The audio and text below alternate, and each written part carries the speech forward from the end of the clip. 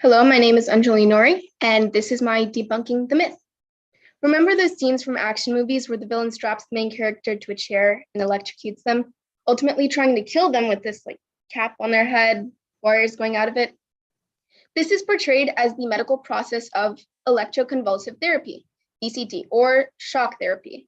And nowadays, this is used as a method to get rid of disorders such as depression or schizophrenia. The reactions seen in movies are hardly accurate, and they exaggerate the effects greatly. And although ECT is stereotypically brutal in recent movies, contributing to the rudimentary systems in early 20th century, which actually had this process, the real world has changed.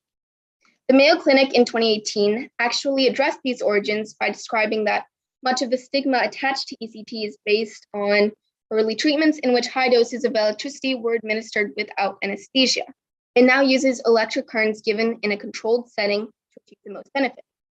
Shown as a barbaric treatment, shock therapy is actually really helpful as a last resort to mental illnesses. Shock therapy is a type of treatment that it gives high doses of electricity so it basically sends small waves of electricity to the brain in order to create a seizure. It sounds illegal, but this has been proven to counter severe mental illnesses. And Lilienfeld and Arkowitz in 2014 also described today's procedure as beneficial when prescription medication doesn't work. It can counter severe depression and bipolar disorder when other treatments cannot.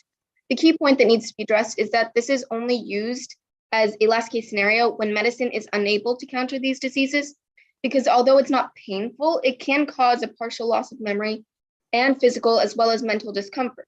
But it's a much better situation than living with depression. And in addition, even symptoms, for example, such as memory loss, short or long term, have a preventative method. According to Brittany McAshan in 2017, the procedure could be done unilaterally, with electrodes affecting only the left brain hemisphere, preventing short-term cognitive impairment. ECT actually works by, as mentioned before, causing a seizure using really small electric pulses, essentially restarting the brain and changing its neurochemistry. Doing this allows the brain to send neurochemicals that overcome depression and that halt certain neurotransmitters, which assist in preventing the recurrence of the illness. Brittany McAshan in 2017 also describes ECT with high regard, indicating that it's more than 1.5 times more effective than antidepressant medication. In addition, with the presence of anesthesia throughout the process, there's no torture like this involved in ECT. It's actually better yet, the treatment is done within 1 to 2 months. So the machines that zap people and cause them to shake violently, which is seizure-like behavior, is kind of outdated. Through the use of anesthesia and precise technology, this procedure has evolved to become many times more effective and safe than many may believe. So the main topic of this video, shock therapy's brutality, is really just a misconception because of its initial forms and movie making industry.